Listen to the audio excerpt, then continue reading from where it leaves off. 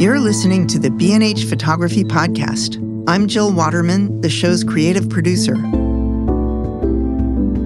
I'm also host of our new monthly series, Picturing World Cultures. We carry our past with us, inheriting a living history from those who came before us and shaping it for the generations ahead. Making photographs that celebrate this heritage is at the heart of today's show, which explores Norwegian Sami culture and the legacy of its oral traditions and ancestral beliefs. Instead of the standard 4 seasons, the Sami recognize 8. Hear their names and consider how these cyclical changes in nature affects daily life on the land. We also talk about varied relationships between a photographer and his or her subjects, and acknowledge the trust that results from portraying people as they wish to be seen.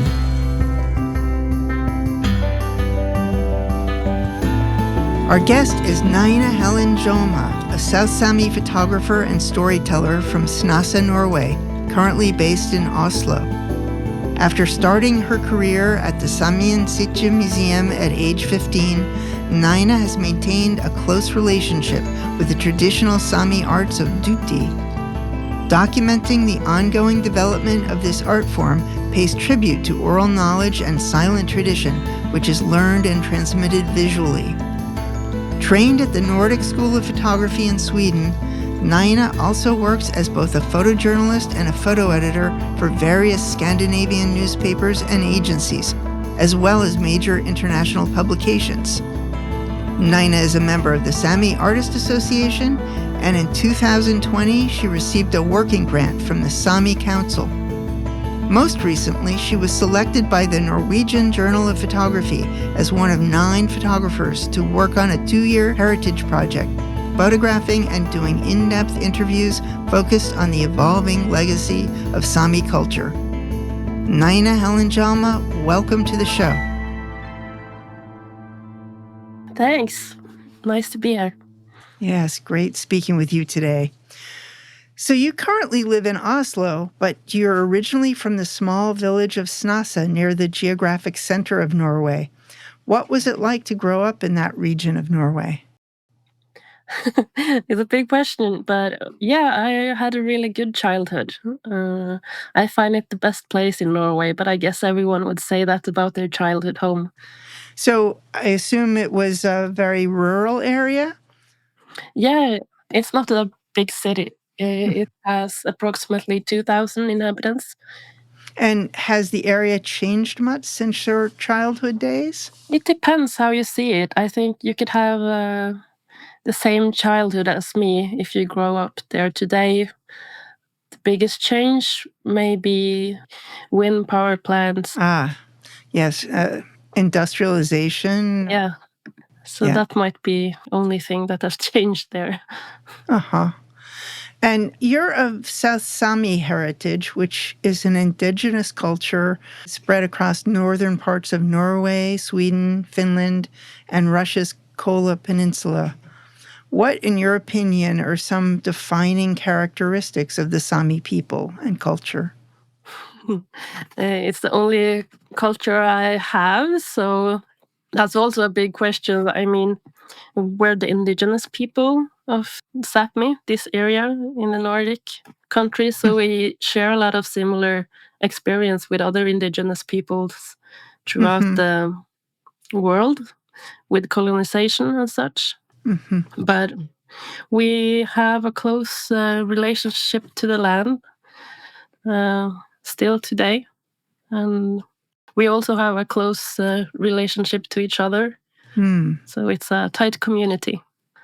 And Sami traditionally are a nomadic culture, but I assume that has changed somewhat over time. I guess it depends on what kind of job you have. If you're, for example, working with reindeers, you need to live at several different places to be by the summer grassing area and the winter grassing area. But since we have better machinery today, it gives you the opportunity to move over bigger areas. So the reindeer herders would be traveling with motorized vehicles today? Yeah, of course. Yeah. But I would say we have a tradition to travel through big areas and meet up with each other. Yeah. And the Sami people, there's 10 different languages that are spoken across all the different national borders. But how much diversity is there in the traditions and lifestyles of the different language groups? We have a lot of things in common, and I'm not an expert of the other areas, only my own. Mm-hmm. But I would say we have more things in common than we don't have. But what are the differences between Sami culture and the colonizing Nordic cultures? Well, we have had a different history. We have had a different religion and different traditions regarding different parts of life, like rituals for when you grow up. But of course, we have always been living side by side, so we have been affecting each other. Mm-hmm. So you have a background in the arts that dates back to your teenage years when you worked at the Saemien Sijte Museum in Snasa. And one of the projects you worked on was to scan a photo archive with historic portraits of Sami people. Can you talk about the background of the museum and the archive that you were working with? Yeah, this was my first summer job, actually. It's called Saemien Sijte, and it's the only South Sami museum. Mm. And it started in 1964 to be a place for South Sami people to meet and also to show our culture and handicrafts to others. So it started like a organization, kind of. So like an artisans organization? Yeah, for the local people to meet and to Mm-hmm. be proud of our culture. Since we are a minority and we're spread throughout such big areas. So that was how it started. And they also take care of old objects, and a part of the collection is old pictures that they take care of. Hmm. And who were the photographers? Were they known photographers or are they anonymous pictures? No, most of these pictures are like family pictures. So some of them are taken at different studios in towns, Mm-hmm. and some are when some families got their own cameras. But also there were one in particular, one of the first South Sami photographers, Nils Thomasson. Mm. There's a lot of his pictures also in the collection.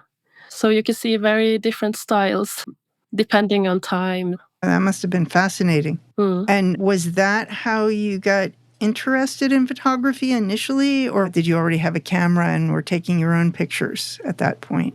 Oh, I got my first camera when I was 6 from my godfather. Mm-hmm. But for me, taking pictures, it's always been about the people and the stories.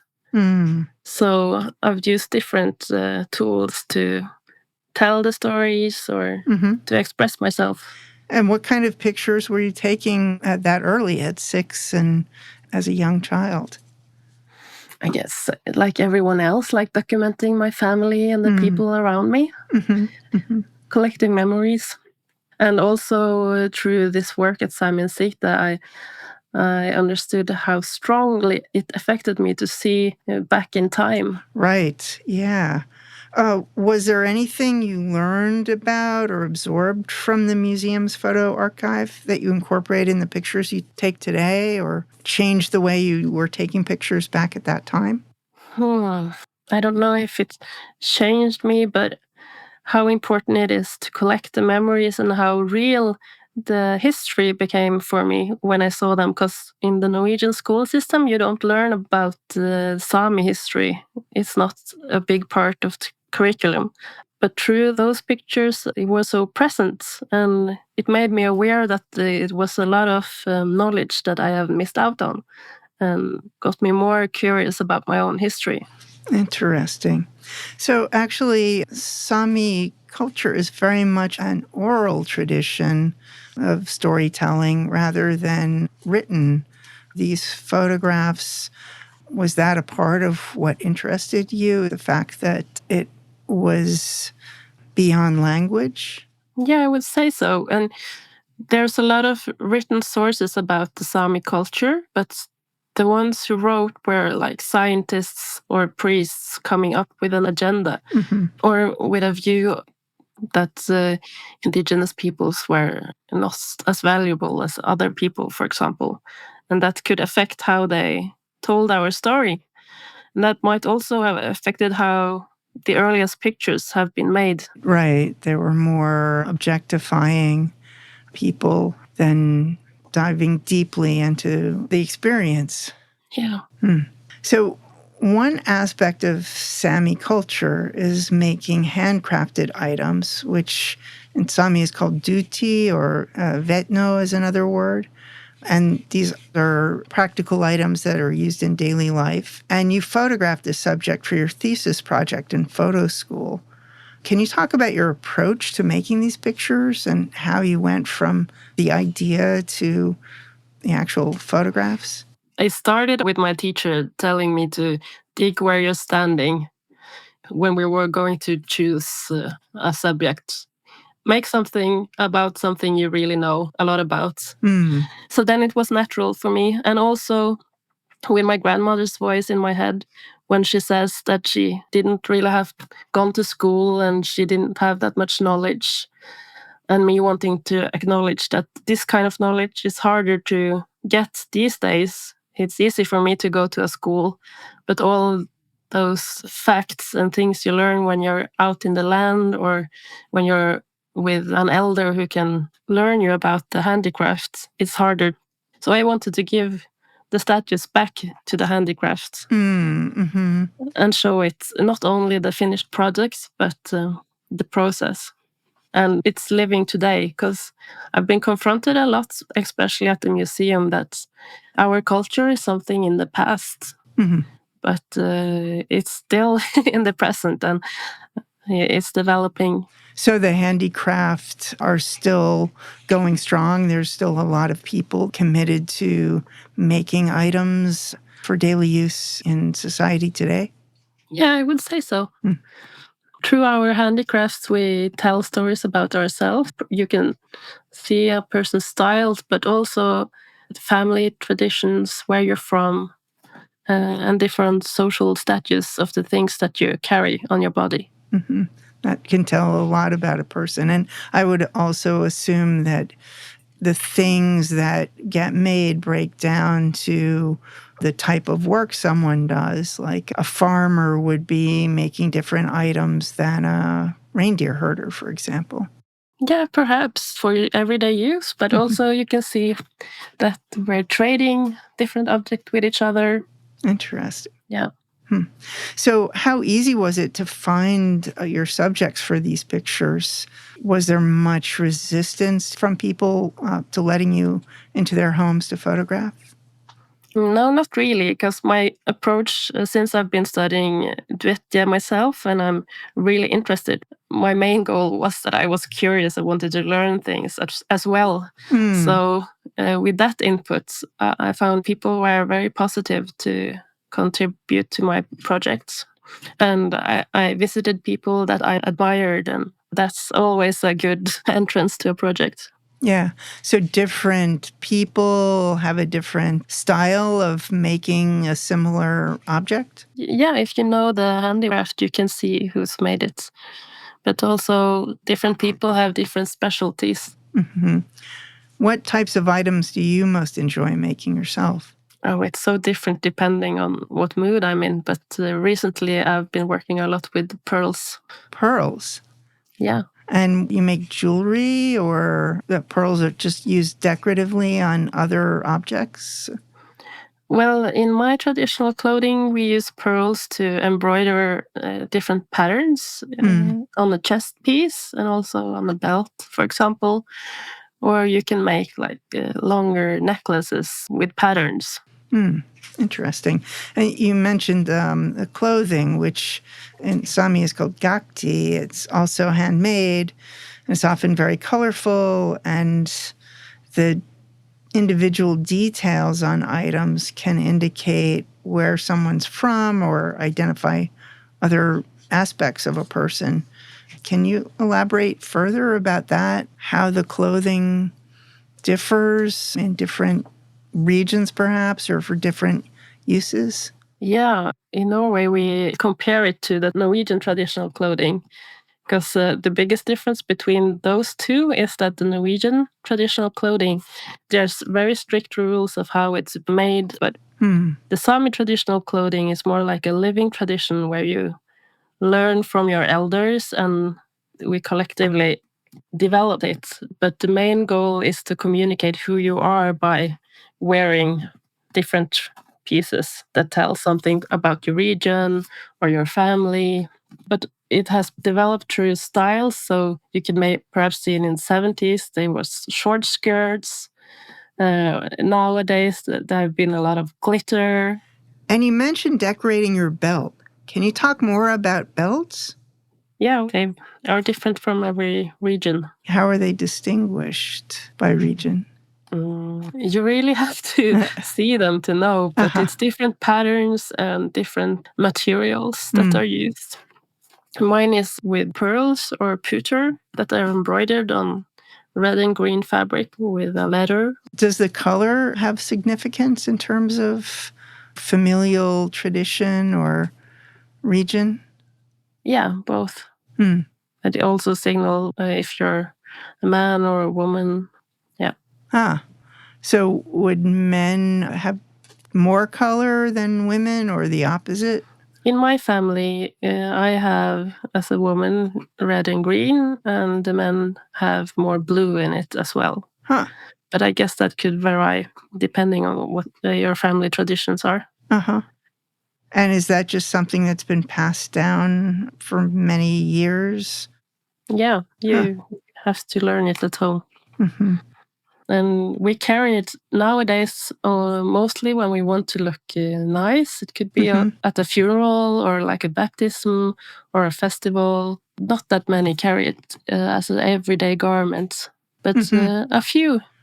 But it's a dress clothing. Yeah. And it's much more free-form than traditional Norwegian clothing that would be worn by a Nordic person. Yeah, because it's a living tradition that have never disappeared. You mentioned festivals, and I understand there are many different Sami festivals.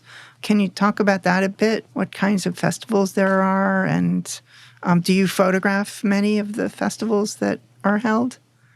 I'm a bit of a diary photographer, so to remember my life and my everyday, I take pictures of where I am and a visual diary. Yeah, also at the festivals. So it's not like I'm a festival photographer, that I'm just photographing my life. But yeah, there's music festivals, but also other gatherings. Since we are a minority, it's nice to find these places where you can meet a lot of other people from your own culture and other youths.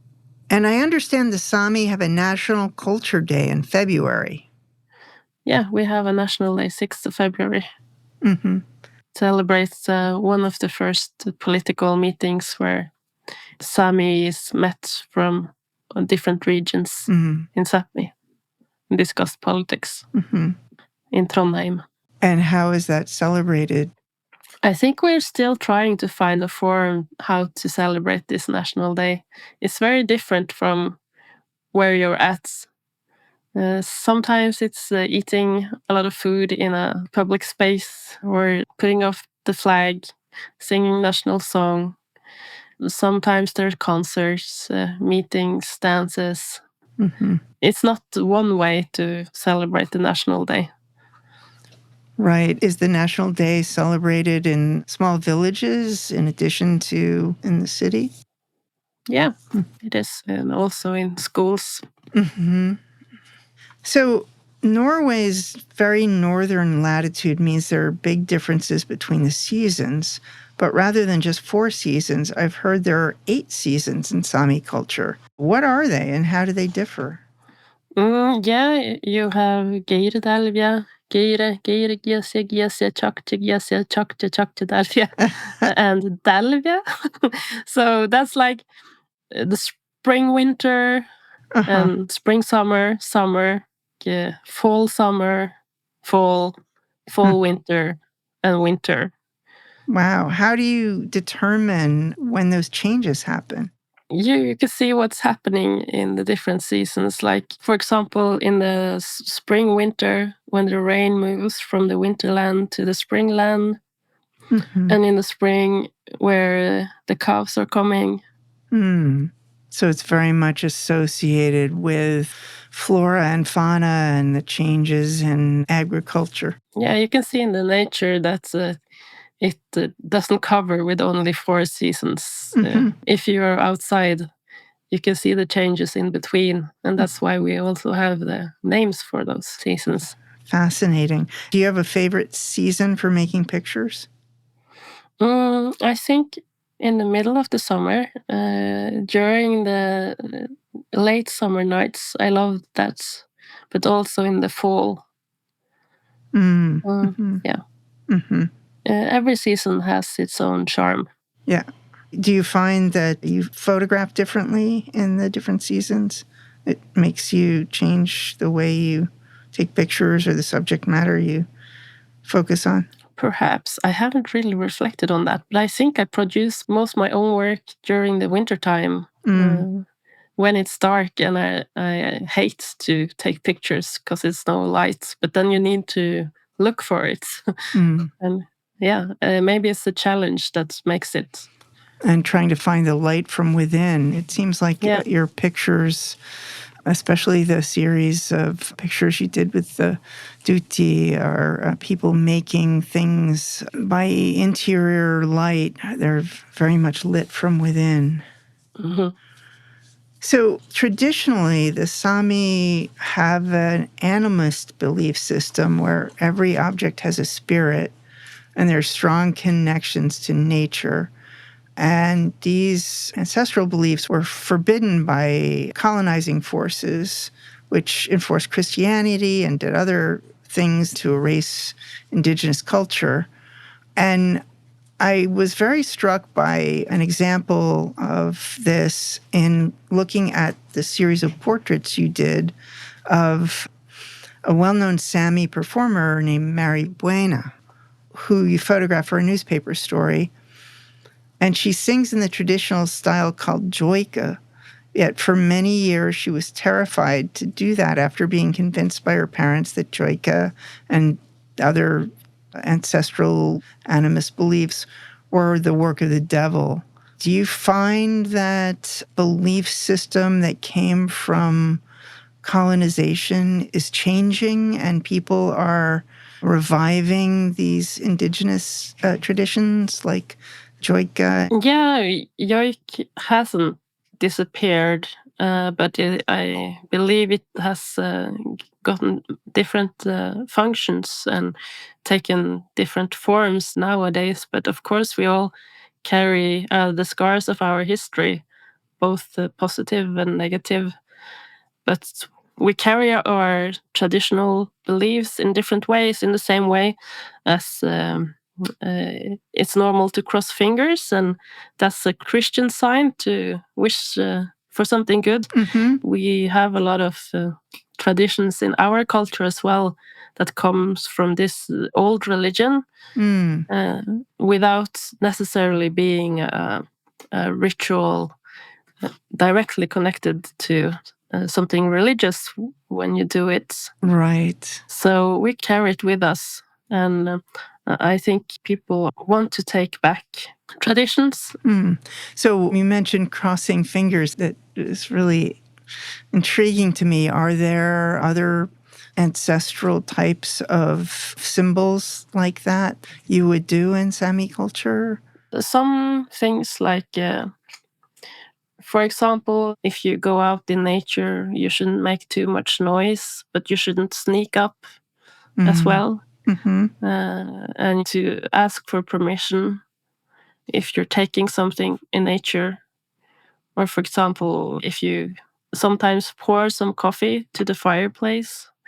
There's all those small kind of traditions. Pour coffee to the fireplace to offer warmth? Oh no, it's believed that there's a Sami goddess underneath the fireplace. So it was normal to give her something of yours. Oh, so to keep the spirit alive in the fireplace. Make her happy. Mm-hmm. Wow, fascinating. So back to your photo session with Maribuena. What was the energy like during your photo shoot with her? Did she have a powerful presence? You talked about getting to know a person that you're photographing. What was your process with her? This photo session was for a weekend magazine in one of Norway's newspaper called VG. Mm-hmm. So this particular session started with an interview with my colleague to write the story about her. And this was during a time where Sami youth protested against the windmill power plants in the middle of Norway. So Maribuena wanted to meet us at a coffee shop across from where the demonstrations happened. So that was when it all started. But she had so little time, so we decided to meet again at another time, and then we took the rest of it. It was a nice experience. I mean, I've seen her since I was a little child. But in my work, I meet a lot of famous people, so I'm not often starstruck. But it was a special experience to be there and take her pictures. So was the second meeting outside of the protests a different feeling, a different energy to it? The second time, she have just released a new album where she mixed the traditional way of singing called joik and also piano.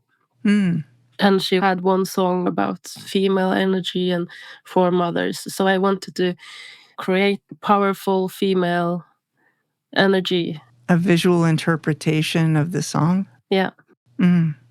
Yeah, the pictures are beautiful. And also she's carrying a hat who were long gone because of the Christianing. It weren't allowed to use it. But a lot of people have taken it back, and she have just gotten a new hat, which she wore at the photo shoot. And this was something that was forbidden previously? Yeah, it's a special kind of hat worn in the northernmost region of Sapmi, which could resemble like a horn where the priest said the devil were staying. So it's just because of its shape, odd shape. Wow, fascinating. So I think this is a good time to take a short break. And when we return, we'll continue our conversation with Naina Helén Jåma about Norwegian Sami culture. Stay tuned. I hope you're enjoying this chat with Naina Helén Jåma as part of my series Picturing World Cultures. In the show's second half, we'll talk about Naina's work as a news photographer, both in Scandinavia and abroad. We'll also hear insights she gained when working as a photo editor and much more. But first, I want to remind you about our recent integration with B&H Photo's YouTube channel, conveniently located under the podcast tab. Pay us a visit, and while you're there, please leave a comment about your favorite episodes. We'll be keeping track of your thoughts, and we'll give our favorite comments an on-air shout-out. We consider our listeners an integral part of every episode, and we're truly grateful for your ratings, reviews, and engagement. And make sure to stay tuned for my next installment of Picturing World Cultures coming up in October.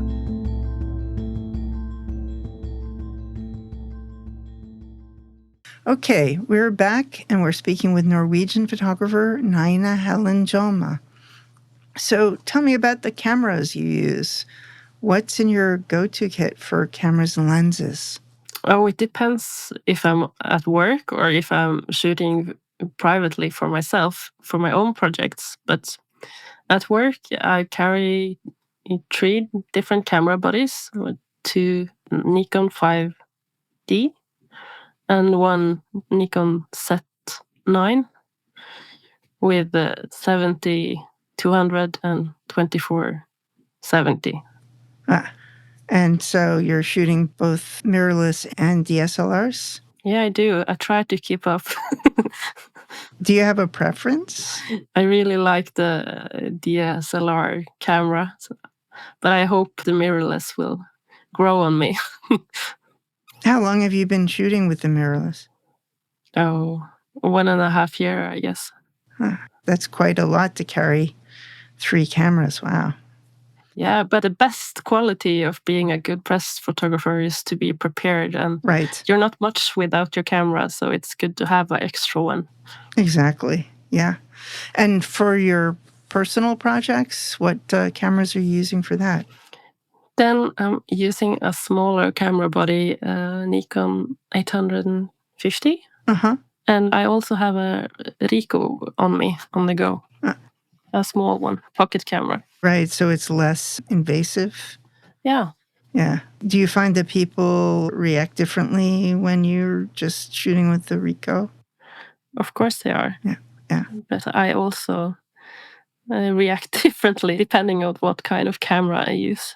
So do you feel like you can get closer with someone when you're shooting with a smaller camera?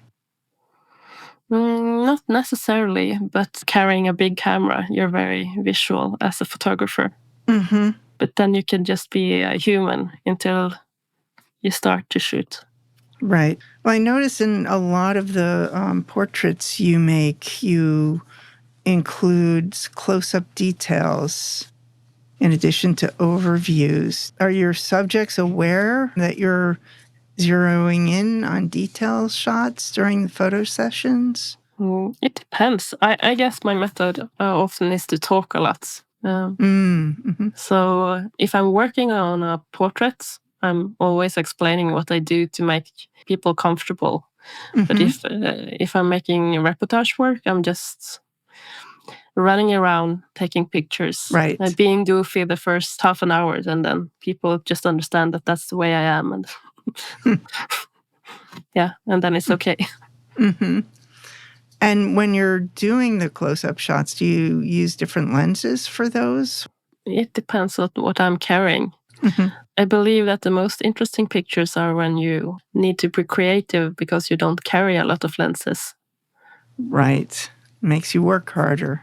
Yeah, so it's not about the gear. But I guess if I have the opportunity and I can't go closer, then I'll zoom in. But the best zoom is your feet, I believe. Yeah, exactly. So northern Norway has very harsh winter climate. Do you have any tips for shooting in extreme cold or snowy weather or low light conditions during winter months? I find the cameras can tolerate more than you think. So always to carry spare batteries Right. close to your body. It works. And don't give it like from really cold to really hot too fast. Other than that, I think it's no problem. So with going from too cold to too hot, you're talking about condensation on lenses. Yeah. Do you have any tips for that? Do you just try to keep your gear outside acclimated to the cold weather? In an ideal world, I would say yes to that, but I am more spontaneous. So if you're working as a documentary photographer, you just have to go with the flow. Right. Yeah. And keep a lot of lens cloths handy. Yeah. And what about fill flash, reflectors, other tools to help in bad lighting environments? Do you ever work with those, or do you prefer natural light or just boosting the ISO? I like to document how I see things around me. But it's fun to use the flash sometimes, but it's not my go-to. Right. I guess it's a lot of high ISO in the winter times and me shaking, trying to stand still. How high do you go with your ISO? Oh, it's depending on what camera body I have. I could push it to 8,000, I think, if you have to. Would that be with your DSLR? Yeah, it's not ideal, but whatever you can document what's happening, Yeah. that's the most important thing. Yeah. So when you work as a photojournalist, how do you structure your documentation between making pictures and gathering supporting information or conducting interviews? Do the photos come first? Do they come last? Of course, the photos come first, but it's important to make good preparations. So if the preparations are, if you're going to an event or a special, then you need to know a lot about the place. Right. Or if it's about a person, you know a lot about the person. So I guess that comes first, to be prepared. If it means preparing your gear or preparing the information, knowing to be the right place at the right time. Yeah. How much background research do you do on the people you photograph? Well, it depends on what kind of project it is. I also do a lot of spot news, and then you can't be prepared at all, but then you are prepared with your gear. Yeah, like in the project I'm working on now, privately, as in the Norwegian Journal of Photography. Then I'm interviewing it's people I know a little bit about at the first place, and then I interview them just some hours, and then we decide what would be the most relevant, what's happening in their life, if there's a special event that's important to them that I could join. And you take a picture that's representative of that point in their life. Yeah, I'll see what comes to me. Yeah. So in your newspaper work, you often have to photograph people on the go who have very limited time for you, and you're often shooting in more than one location. What advice do you have about getting portraits that are well composed, well lit, and also revealing of the subject's personality? I always make a location scout and see how the light is at that point, and try to calculate how the light will be changing. And if you need to have an artificial light with you. And often I present my ideas and tell them why I think the ideas are relevant to them, because then I find they get relaxed faster. And then you often get more time. If they're engaged. Yeah, and then that they think your ideas are good. Yeah. And then I like to listen to the interviews, so I get the sense of their body language and what kind of expression they have. That's also helped me to help them pose or maybe change my mind. But have a good plan, then you can make a good shoot in some minutes. Right. So by the interview, are you talking about the writer that you work with? You like to be present while they're interviewing the subject? Both. And try to look at pictures that other photographers have been taking of the same person. How do they behave there? Why? And so on. Right. That's a very good point. Yeah. So of all the public figures and celebrities you've photographed in Norway, do you have a favorite? The favorite people are people that are not celebrities at all, that are maybe taking pictures for the first time to a newspaper. I think that's the most interesting. And when people do things they enjoy, that's the most interesting. What makes taking pictures fun is to get to take part of a story and a history of a person. And when you have the opportunity to get close to them and learn something new, and that we share like a trust, then it gets interesting. Yeah. So is there any one person that you've photographed recently that comes to mind as a great experience? Oh, as a photographer, you're always looking forward to the next picture. What will the next picture be? So I haven't really... No, I'm not sentimental about the pictures I've taken during the past. That's a good way to keep moving, keep going forward. Yeah. Well, of the stories you photographed in Norway, is there one reportage that you consider to be your biggest accomplishment? Not one in particular. I mean, the cameras led me to many interesting happenings. Like last summer, I went to the NATO summit. It was interesting to see high politics up close, of course. But I don't think that was the most interesting pictures coming out of it. Yeah, I'm sure it must have been an incredible stage to be part of. Are there any recent news stories you've photographed related to issues that affect Sami culture? Last year, it was also a lot of demonstrations where Sami youth demonstrated for a human rights violation, where a windmill company had built windmills on a territory. And they demonstrated against that. And that was also a special experience, being on the side as a photojournalist, to see that and see it with Sami eyes. Yeah, I bet. And compare that to both internationals and other Norwegian photojournalists documenting the same event. Yeah, did you feel that you had a different perspective on the event and on the protest because you were more invested in the issue?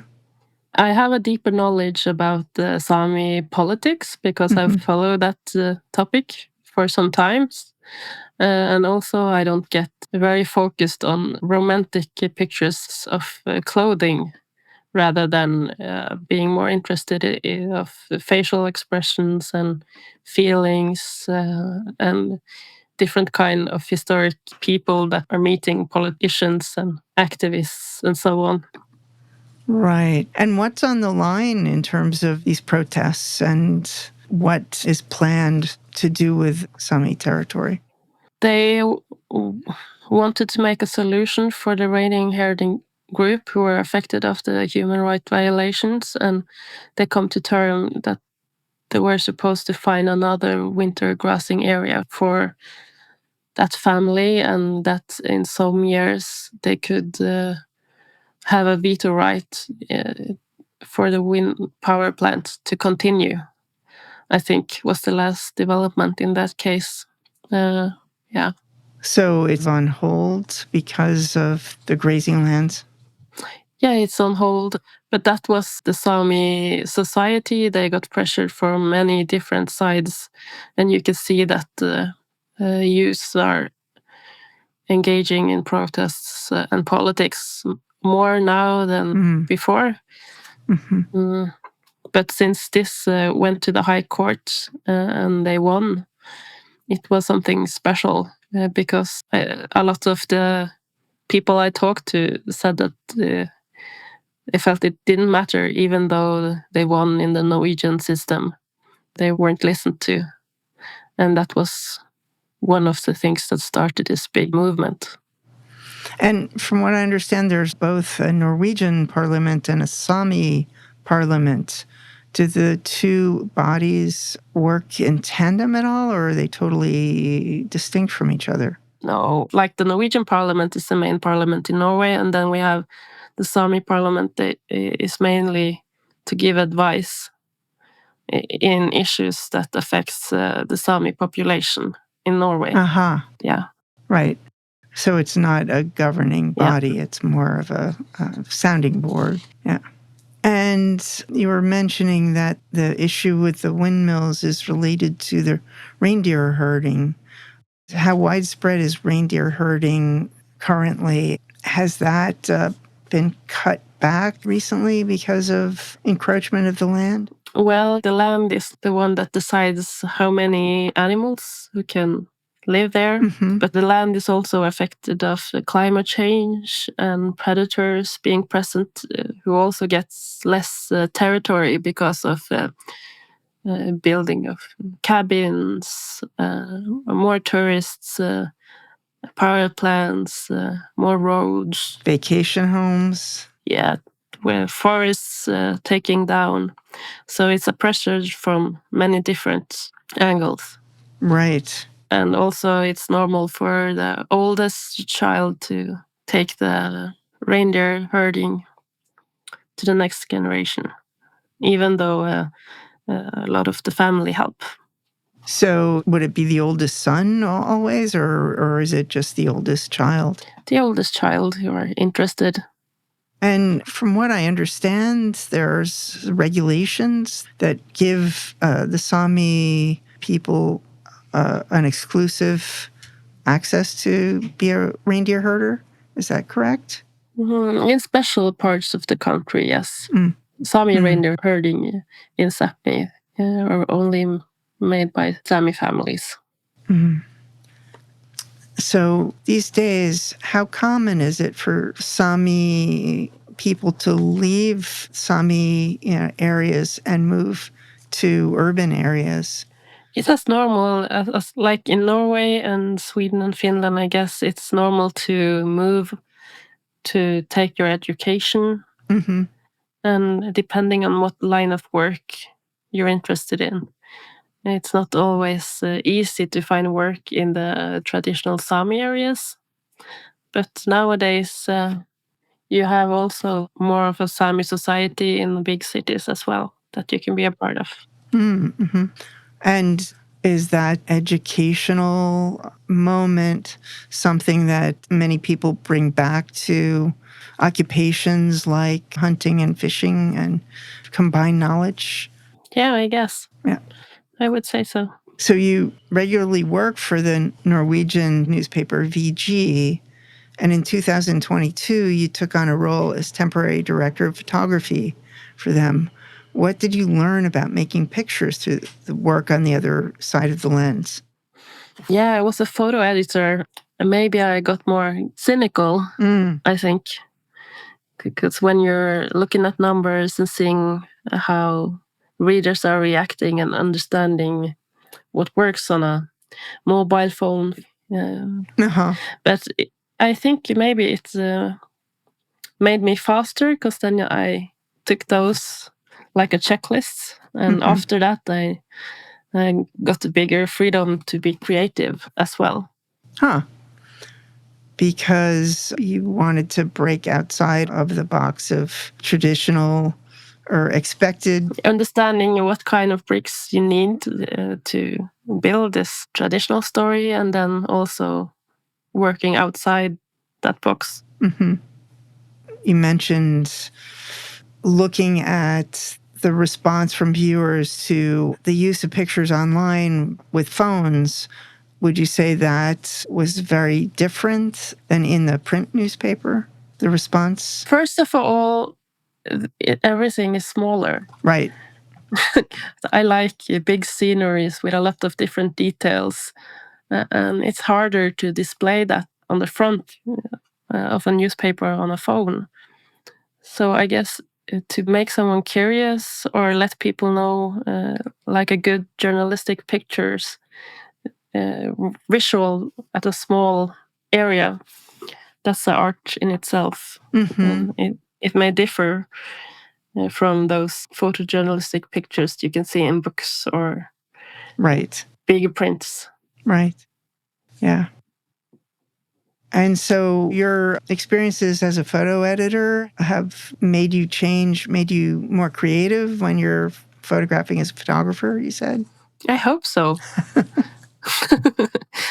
I guess, yeah. As I said, I think it made me more aware of what works. And when you're sure that you have what you need, then you could start being creative and taking risks. Right. And once you start taking risks, it gets more interesting because you can't plan for the most fun and interesting news stories. They come to you when you document reality. They just come organically. Yeah. Yeah. And you have to learn how to look out for those things. Yeah. So as we mentioned earlier, you recently embarked on a project about Sami heritage for the Norwegian Journal of Photography. And in your proposal for the award you received, you cited a Sami proverb that says, "Man borrows the land from future generations."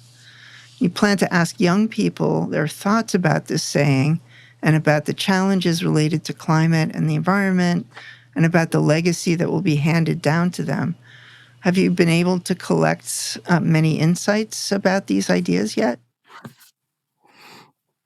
Yeah, I have. I have a lot of thoughts about the topics myself, but in the light of the early pictures and portraits of Sami people, where the photographer were the one coming in and defining the moments and what the person should be, I wanted to talk to other people and see if they had the same thoughts as me, and confirm it or not confirm it. Yeah. And have your findings so far confirmed that idea?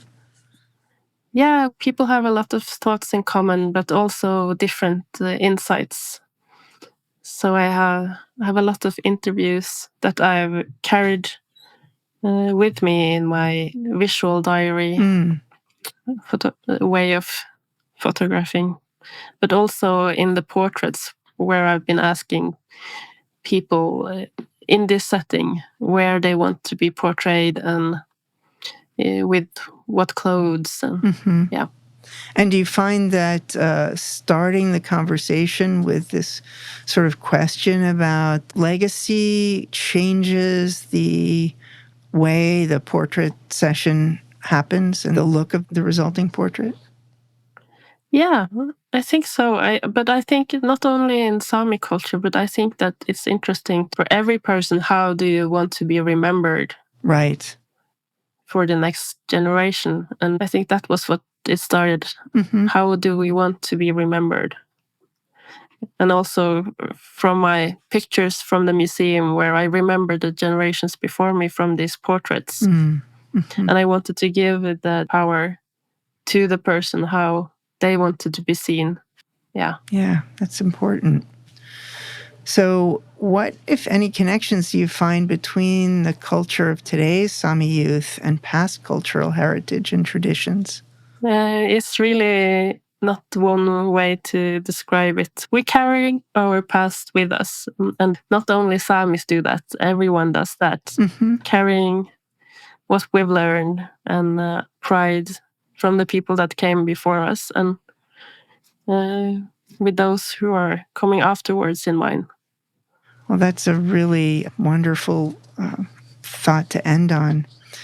I really appreciate your time, Naina. Thank you so much for speaking with me today and for the insights you've shared about the Norwegian Sami culture and your documentation of life in Norway. But before we go, I'd like to end with a short visual questionnaire inspired by the TV show Inside the Actor's Studio. It's a brief list of questions with one-sentence answers. So, Naina Helén Jåma, with all things being equal, is your preference color or black and white? It's color. Yeah, figured. Yeah, closest to reality. And which image orientation do you gravitate to more often, horizontal or vertical or square? Horizontal. Double truck. What's your lens preference, prime or zoom? I would say prime. 35 millimeters. And that would be the one lens that you would carry with you if you could only bring one? Yeah, 35. 35. Great. What one photographer, living or dead, has influenced your work the most? Oh, wow. I would say my relative, Dan Jåma. He's a film photographer. He's the one that told me to go for my dream. Oh, wow. So by film photographer, do you mean cinematographer? Yeah. But he also do still photography. And does he do movies? Both. Tell me a little bit more about him. He has a very big career in reporting for like war zones for the Swedish news, and also making documentaries. For example, one that I love is about a dog. And he also has portraits that's a part of the art collections. So you said a documentary about the dog? What do you mean by that? I remember it so well because it was, I saw it when I was a child at the local cinema in Snåsa. It got displayed there, and it's a documentary about a small dog from the dog's perspective. And I thought it was so fun. So outside of photography, what profession or craft would you most like to explore? The thing is, I've tried different professions and crafts, and there was nothing like photography. Photography is not easy, so if I could choose something else, I guess I would, but I can't. Photography has adopted you. Yeah.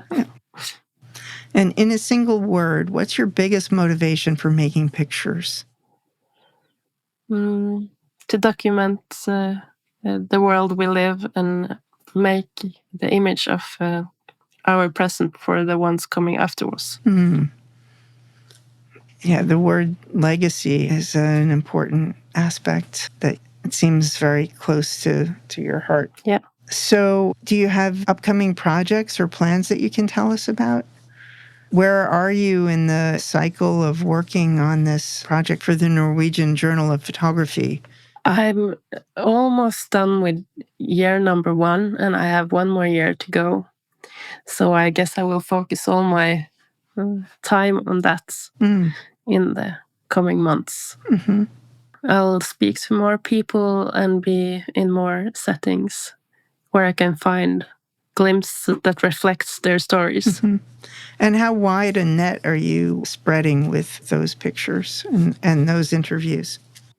I've been concentrating to the South Sami people, and so from Oslo to further north in Norway, and also someone in Sweden. And this project is going to be compiled as a book? Yeah, it will be part of a book and exhibition, and I also hope that it one day will become a single exhibition as well. For your own work, yes. Yeah. Well, I look forward to seeing more about that in the coming months and years. Where can guests find out more about your work? Well, I think the best place is to go to my social media, like Instagram, but I also have a webpage with my name, so nainahelén.com. It's just your first 2 names.com. Yeah. Great. So again, Naina Helén Jåma, thanks for joining us today and for your passion in telling authentic stories about Norwegian Sami culture and traditions. It's been a pleasure speaking with you. Yeah, thank you. And to our listeners, if you enjoyed today's show, we'd love to hear about it. Pull up this episode on Apple Podcasts, Spotify, B&H's YouTube channel, or wherever you get your podcasts, and leave us a comment. While you're there, make sure that the subscribe button is clicked for automatic updates about every episode release. You can also find us and drop us a line on the Explora blog, where we post photos from our guests along with the show notes. And if you're a fan of social media, please join us on Facebook at the B&H Photography Podcast group, where you can share your favorite photos and comment about the show.